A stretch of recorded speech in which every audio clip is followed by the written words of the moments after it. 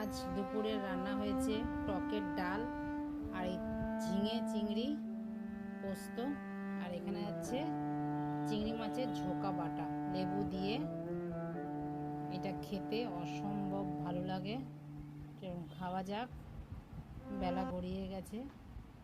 নমস্কার বন্ধুরা, সবাই কেমন আছেন? আশা করি খুব ভালো আছেন। আপনাদের আশীর্বাদে আমিও খুব ভালো আছি। কাকুলির আরেকটি নতুন ব্লগে আপনাদের স্বাগত জানাই। চলুন, আশা করছি ভিডিওটা খুব ভালো লাগবে। বাজার চলে এসছে, দাদা বাজার নিয়ে চলে এসছে। অনেক দিন পর আজকে আমাদের বাড়িতে বাজার হলো। তো কি কি এনেছে সব ধুয়ে ফ্রিজে তুলে নিই, আর বাকি কি আছে ফ্রিজে সেগুলো বার করে রান্না করতে থাকি। পুরো ভিডিওটা দেখতে থাকুন। দেখুন দাদার কাণ্ড কি। দুধ এনেছে, দুধটা বলেনি যে আমাকে এনেছে, মাংসের সাথে ঠেকিয়ে এনেছে। তো দুধটা এখন ধুয়ে ফ্রিজে তুলবো, পেঁয়াজগুলোকেও এখন ধুতে হবে আমার। তো চলুন আগে মাছটা ধুয়ে নিই। অনেক দিন যাবৎ আমাদের বাড়িতে অন্য কোনো মাছ আসছেই না, শুধু রুই মাছ। বাজারে বলে মাছ পাওয়াই যাচ্ছে না। রুই মাছ নলে কাতলা মাছ নলে চিকেন। সেদিনকে এনেছিল পাবদা মাছ। পাবদা মাছটা এখনও রান্না হয়নি, আমি রান্না করব। তো আজকেও এনেছে, মেয়ের স্কুল খুলে গেছে যেহেতু। তো এখন তো আমার প্রতিদিনের রুটিন চালু হয়ে গেল। 11টার মধ্যে রান্না, আবার 5টার সময় মেয়ে আসবে, তাকে আবার নতুন কিছু করে দেওয়া। ও যেহেতু ভাত খেয়ে যায়, সমস্যাটা বেশি খুব একটা হয় না আমার। সকালবেলা আগে ভাত বসিয়ে দিই। তো যেহেতু আজকে শনিবার, তো শনিবার দাদা বাজার নিয়ে এসছে। আজকে নিয়ে এসছে মাংস আর ডিম, কাতলা মাছ। তো মাছ কাতলা মাছ সব ধোয়া হয়ে গেছে, ধুয়ে এখন ফ্রিজে তুলে দিচ্ছি। ডিবা করে করে ভাগে ভাগে রাখলে রান্না করতে কিন্তু খুব সুবিধা হয়।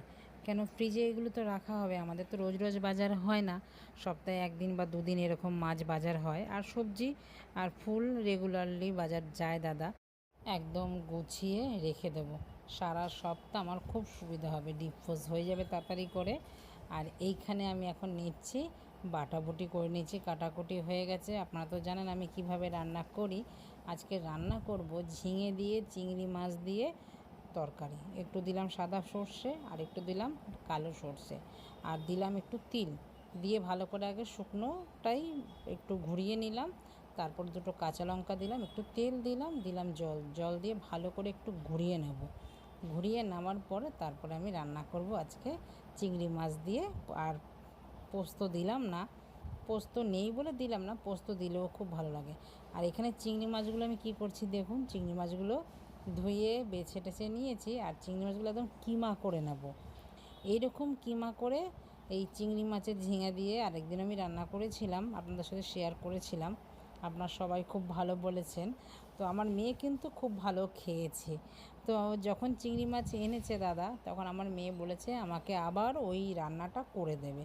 তো তার জন্য এবার কতদিন তো রান্নাবান্না ঠিক মতন করতে পারিনি, আর ঝিঙেও আনা হয়নি। দাদা বাজারে গেলে রোজ রোজ ঝিঙের কথা ভুলেই বলে যেত, আর ঝিঙে একটু বেশি লাগে।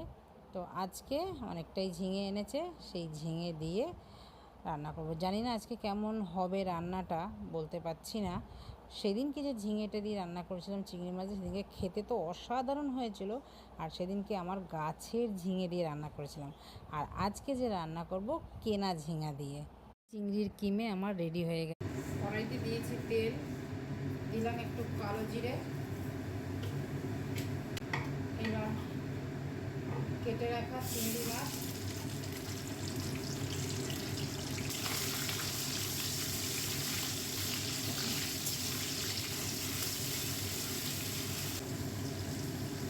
ধুয়ে রাখা ঝিঙা,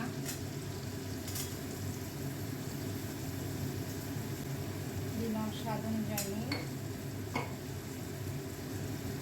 পরিমাণ মতো বা একটুখানি হলুদ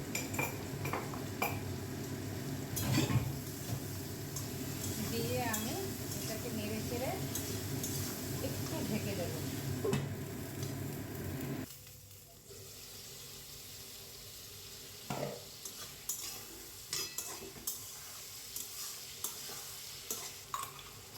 সর্ষেটা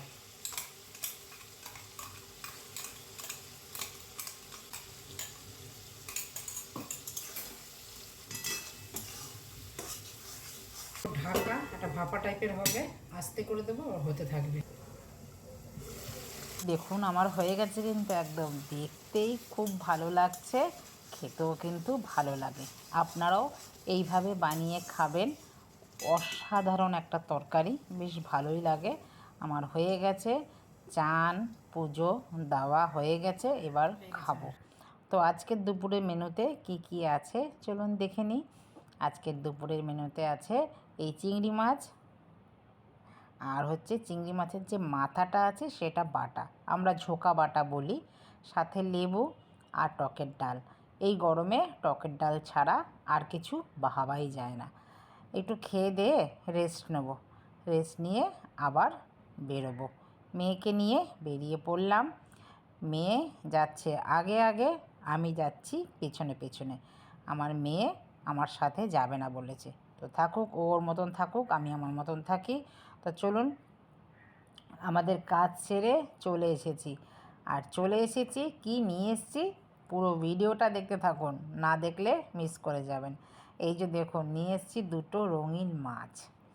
এই মাছ আমার মেয়ে আমার অনেক দিন ধরেই বলছে, আমাদের বাপের বাড়িতে অনেক বড় অ্যাকোরিয়াম ছিল, তো এই মাছের যে কি খাটনি আমি জানি, তো অনেক দিন ধরে বলছে আমি নিচ্ছি না, কিন্তু আজকে ওর চাপে পড়ে আমাকে নিতেই হলো। ওর প্রোজেক্টের জিনিস কিনতে গেছি, আর সেইখানে দেখি মাছের অ্যাকোরিয়াম, সেই মাছের অ্যাকোরিয়ামের দোকানেই গেছি ওর প্রোজেক্টের জিনিস কিনতে।